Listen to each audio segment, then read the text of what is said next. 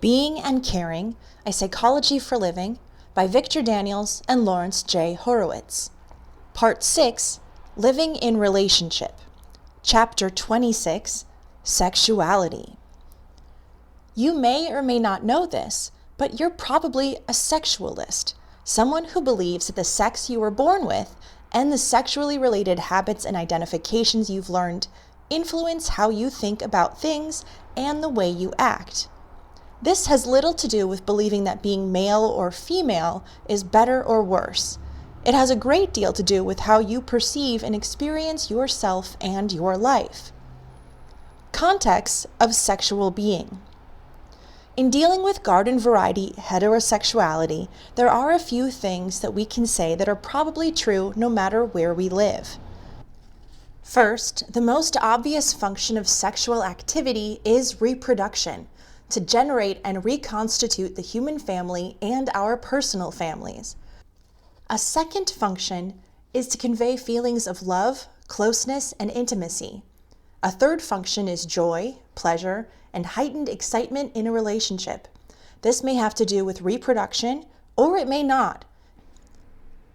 It may have to do with love, closeness, and intimacy, or it may not. A fourth function is enhancing the ego, to be able to attract, respond, and feel powerful. In our culture especially, to culminate a relationship successfully in sexual play or intercourse can give a powerful boost to our self-esteem. Most of us integrate more than one of these four functions in our sexual relationships. Sexual roles. Sexual relationships are heavily influenced by non-sexual activities that define the roles through which we contact others. These role definitions are influenced by the economic structure within which we live, the technology available to us, the social order that governs the patterns of our lives, and our beliefs about all these things. We can see this in China, where the woman's role is becoming more equal after many centuries during which females were considered almost useless. Now, women are more highly valued, and they are expected to make important contributions. As in our own society, there are still inequities, and many people are intensely concerned about them just as we are here. Sometimes, while my wife and I were walking the streets of Beijing, young people asked to walk with us to practice their English, but never was the person who made such a request female. Cultural conventions still require more reticence from women than from men. Such differences affect the way we meet each other in a sexual relationship. Among them is the attitude of biological determinism that stereotypes the male as the more assertive member of the species. Another is the degree to which holding fundamentalist attitudes about sexual dominance and ways of expressing it. There are, however, other perspectives. As Alice Duer Miller wrote in 1915, "Men are too emotional to vote. Their conduct at baseball games and political conventions shows this, while their innate tendency to appeal to force renders them particularly unfit for the task of government. Man's place is in the armory." Sexual wants, needs, hopes, and expectations. Even the most transient of sexual encounters involve some search for a feeling of respect, an experience of security, some excitement and adventure, and a sense of being accepted and valued. Respect can exist along a continuum from seeking only respect for my prowess to wanting respect as a total person. Security involves mutual concern. During lovemaking and at our most intimate moments, we are especially vulnerable. We hunger for a sense of security that says, "As lost as I am in you, you'll pay attention to me and keep me safe, and I'll do the same for you." We go even further when we achieve the sense of acceptance that says, "In this intimate, vulnerable time, you accept me just as I am, and I accept you just as you are." That allows us to feel not only just the excitement of the hunt and winning the prize, but the playful, intense, and sometimes religious adventure of exploring and being known by another human being to an ultimate degree. The desire to be accepted and valued, contrasted with the anxiety of loneliness and alienation that is so pervasive in industrial society, heightens our longing for closeness and contact, a longing that often translates into loving and sexual expression. We may confuse sex with intimacy, a special nurturing that includes unconditional love and acceptance. I may appear to be self-sufficient, calm, and aloof when I am actually terribly isolated. But I protect myself so well that I seldom express my loneliness and may not even recognize it. Sex can be a way to contact another person without admitting such vulnerability. We may end up having sex when all we really want is to be held, cuddled, caressed, and comforted. The sad part of this is that we consistently sexualize our need for physical contact or our anxiety, fear, anger, or other feelings. We may never find ways to meet directly the needs that they reflect. By contrast, sexual involvement can accelerate and intensify the knowing and allowing that occurs in a relationship. Our entire self partakes in an ultimate experience of being with a fullness we'd like to feel in other areas of our lives. Historical and contemporary trends in sexual behavior. Join me in acknowledging that we have sexual scripts, current or inactive, that include long, emotionally loaded lists of shoulds and prohibitions. Some of the historical reasons for these scripts are evident. Until the advent of effective contraception, intercourse was likely to lead to conception. Adultery, a member of a married couple having sex with someone else, was prohibited because then a couple wouldn't be certain about the father of the child.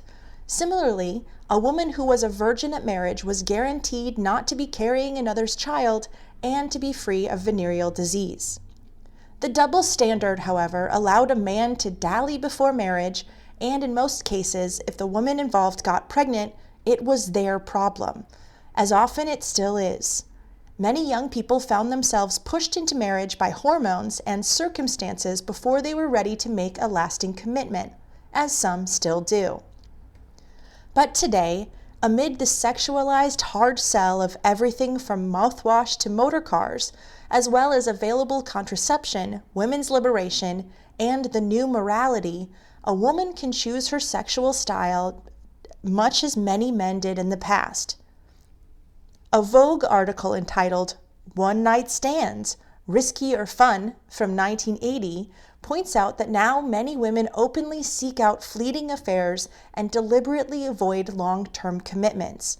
As a result of such changing attitudes, there's a wilder range of sexual choices available today, from the traditional outlook on sexuality only within marriage at one extreme to Alex Comfort's 1968 comment, "We may eventually come to realize that chastity is no more a virtue than malnutrition," at the other.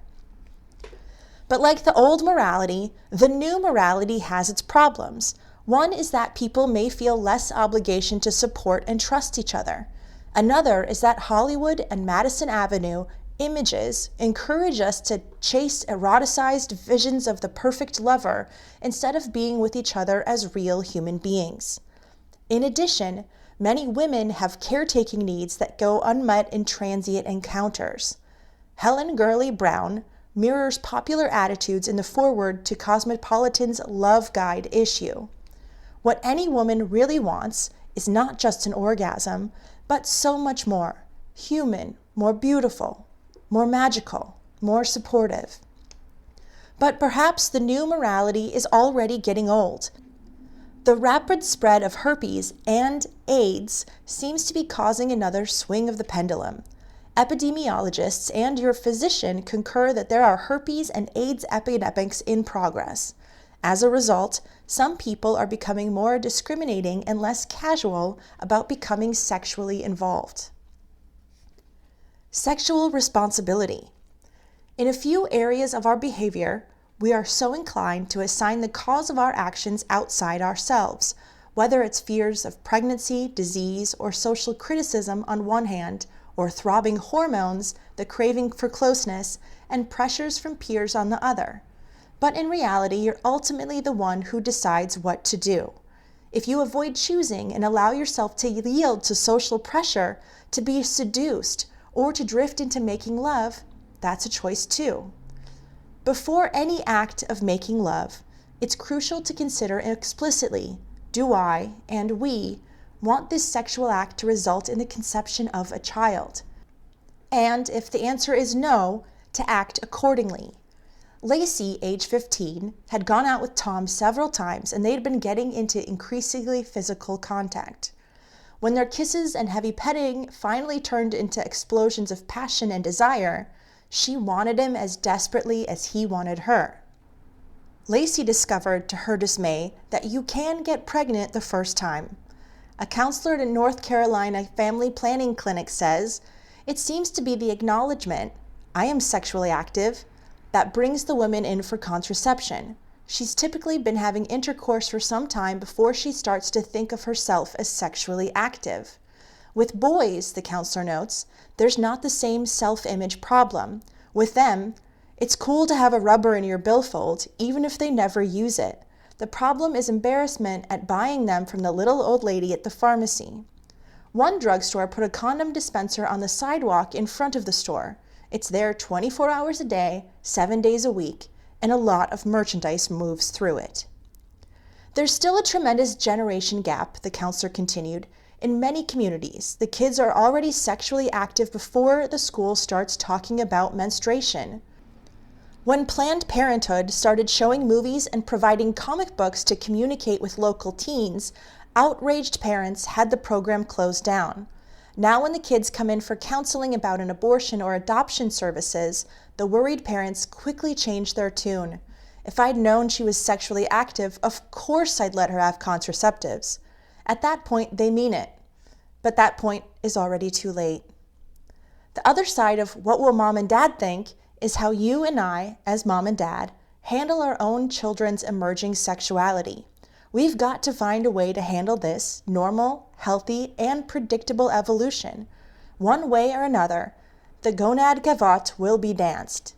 To pretend it doesn't exist decreases communication with our children, reduces mutual trust, and leaves the guidance of their actions to hearsay, impulse, or ignorance. A second approach is to tell them what to do according to your own value system. A difficulty here is that young people reaching sexual maturity may use that maturity as part of their rebellion and as a way of declaring their autonomy. A third way, which is sometimes the hardest but also the most promising, is to tell them we know they'll make their own choices and to emphasize that it's important to listen attentively to their deepest feelings rather than respond to any outside push, and to share with them your own hopes, fears, and available information. Excitement and performance, sources of pleasure and dysfunction.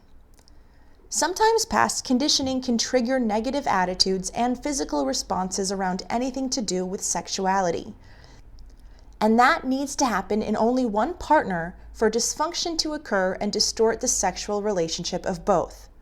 In performance anxiety, a person is afraid of being inadequate, incompetent, and leaving both partners feeling unsatisfied or rejected. Out of that fear grows a pressure to say, I can, even when at this point, in fact, I can't. So I end up feeling less adequate and more angry, less responsive and more frustrated. The pressure to perform can make us afraid to experiment. Even when performance is successful, if we make sex into a task, our relationship can turn into a ritualized and somewhat formal contact where we both feel lonely even as we lie in bed together.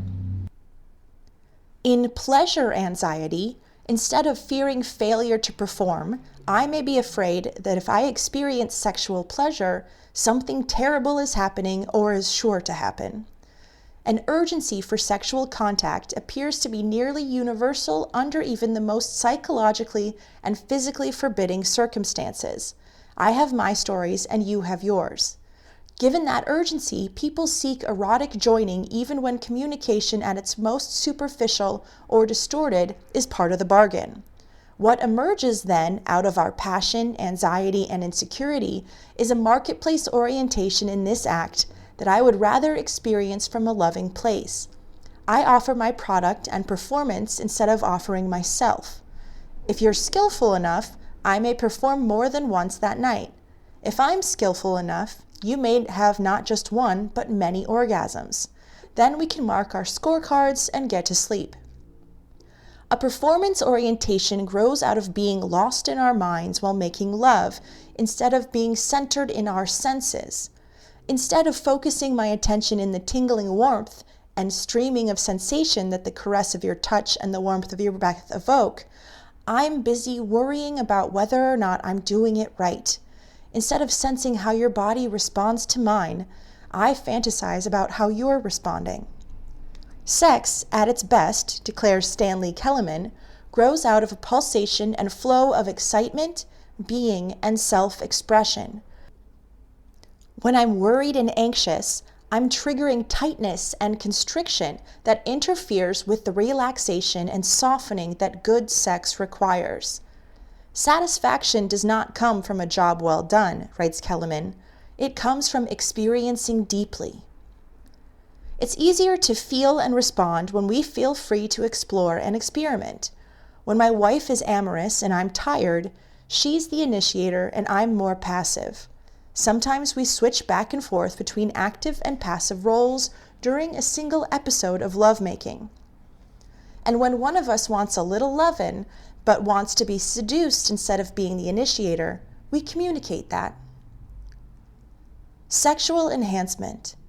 Approaches to improving sexual enjoyment are hot items in bookstores and consulting rooms, but sexual activity per se expresses part of a broader, deeper pattern in people's lives and relationships. It speaks of the larger system of attitudes, actions, and expectations of which it's a part. There are no exact answers for everyone, and no single standard of performance, satisfaction, frequency, or normality against which sexual success can be measured. In each of us and in every couple, our sexuality is as unique as our fingerprints and our individual histories. Whatever else happens in our relationship, we end up dysfunctional when we plug in the formula for winning. Any therapy focused on sexual dysfunction, no matter what theories underlie it, has to find a way to deal with the relationship of the people involved in terms of these important issues: communication, manipulation, trust, risk, vulnerability, domination, equality, and transparency. Each of these represents not a polarity, but a continuum of many possible behaviors and attitudes.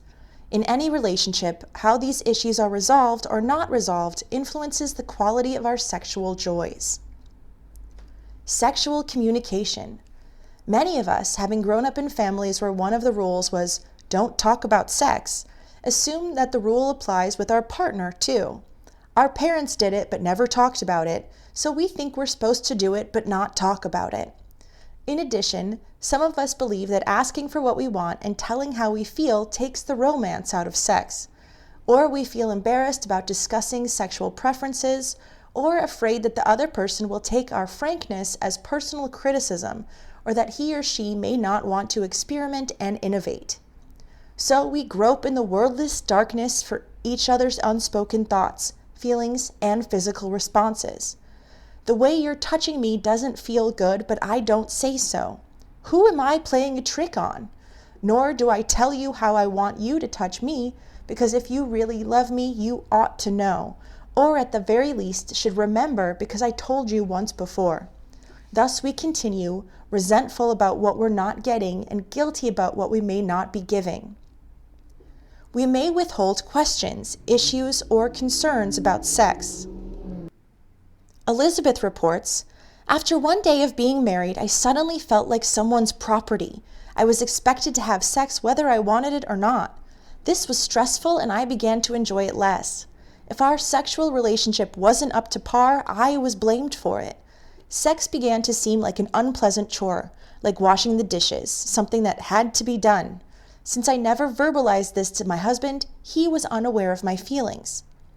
In sexuality, as elsewhere, I want to be able to say how and what I do and don't enjoy, without setting conditions, without following prescriptions, and certainly without doing it by the numbers. We can do much of this through signaling, as in moving our partner's hand to a new place. We can listen to each other's sighs of satisfaction and moans of dissatisfaction, as long as we can reliably tell the ecstatic moans from the bored groans, and we can use brief statements like more gently or a little faster when we need them. Talking about sexual preferences when we're not making love is often productive.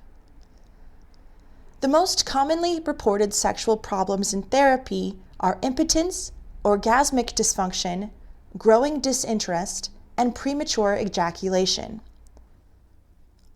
Impotence typically means that a man can't attain or sustain an erection. Orgasmic dysfunction, formerly called frigidity, means that a woman consistently fails to have an orgasm. And premature ejaculation means the man consistently has an orgasm before his partner. Problems of impotence include the element of being in our thoughts rather than our senses during the sexual act. Philippe, a 28-year-old married man, failed to achieve an erection during his first attempt at intercourse when he was drunk. Subsequently, when intercourse seemed likely, he began to fear that he would be inadequate again. He envisioned his inability to perform, how his wife would respond, and so on. It was a self-fulfilling prophecy. His mind was so involved in catastrophizing what he had little attention left to be excited about lovemaking.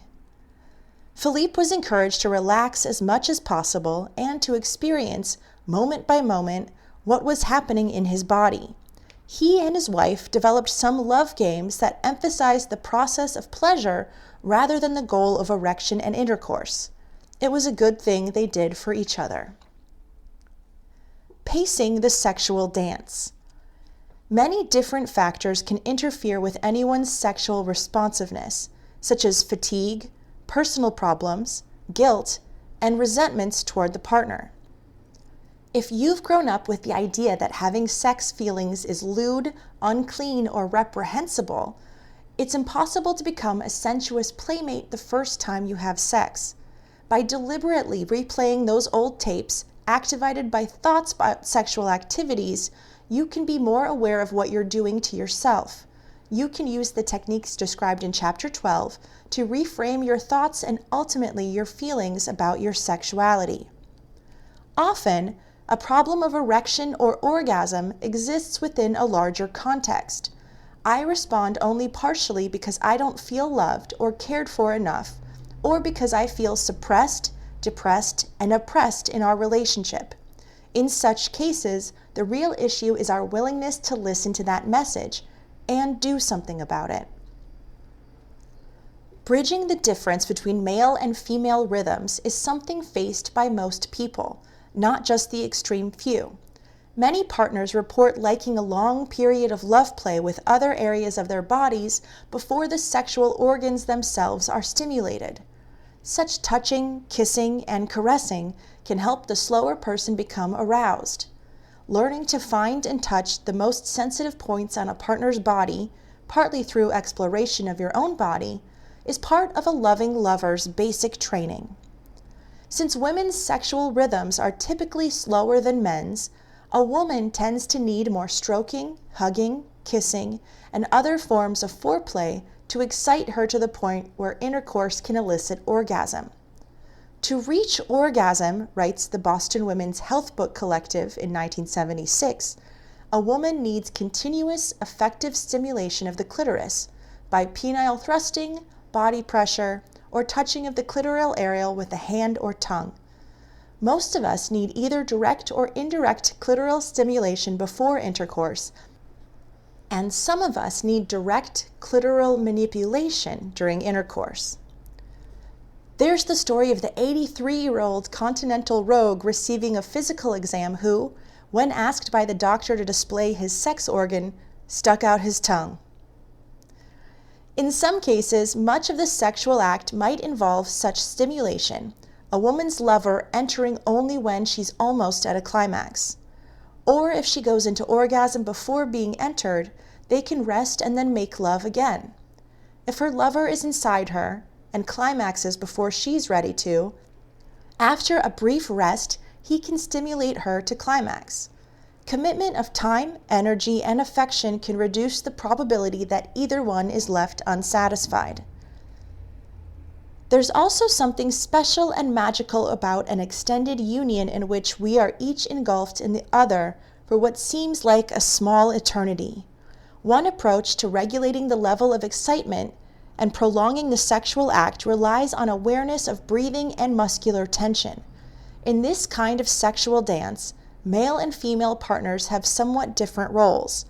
Hers is to keep herself excited, but avoid pushing him to too much excitement. His is to keep her aroused and keep himself excited enough to stay inside her, but not so much as to tumble into orgasm. There are several things we can do as part of this process. Signaling. A simple touch signal, like sudden pressure, may be enough, or just the word stop, so the partner knows when to go motionless or to do something differently to increase the arousal level. Tension and relaxation. An effective way for a man to reduce arousal level and stop short of an orgasm is to relax the sphincter and buttock muscles. A woman sometimes can increase or decrease her level of arousal by tensing or relaxing the pelvic muscles. Discovering the positions in which you are more likely to have an orgasm. Regulating fantasies. You may be able to reduce your arousal by thinking about something unrelated, like oranges or igloos, or orange igloos. Or you may find it more effective once aroused to clear your mind and attend totally to your present sensations and your partner's movements. Many people also use sexual fantasies to heighten their arousal. Breathing. A long, slow sexual act is aided by slow, regular breathing. One enjoyable practice involves the two partners harmonizing their breath so that they breathe slowly and in unison. Another is to synchronize movement and breathing. These are aspects of the yoga of love. Sensate focus. Enjoying sexual sensuality.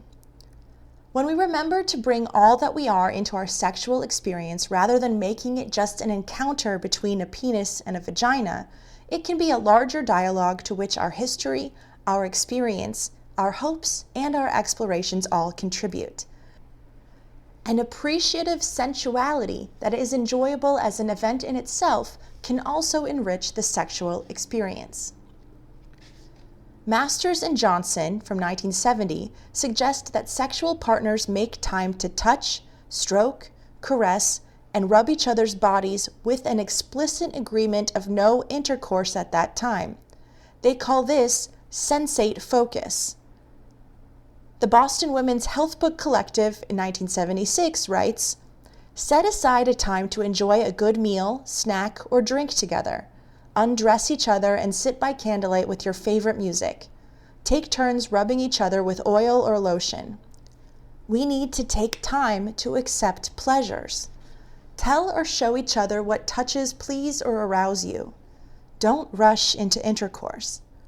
Do this again and again until you both feel relaxed with nudity, with touching, with caressing all parts of your bodies, with talking openly about your feelings, with the giving and getting of pleasure." The relaxed pleasure of stroking and caressing is its own fulfillment and its own goal. There are no expectations to meet. It can help change the situation when the partners have begun to feel neglected and reawaken excitement in sexual relationships that have gone routine. End of chapter 26.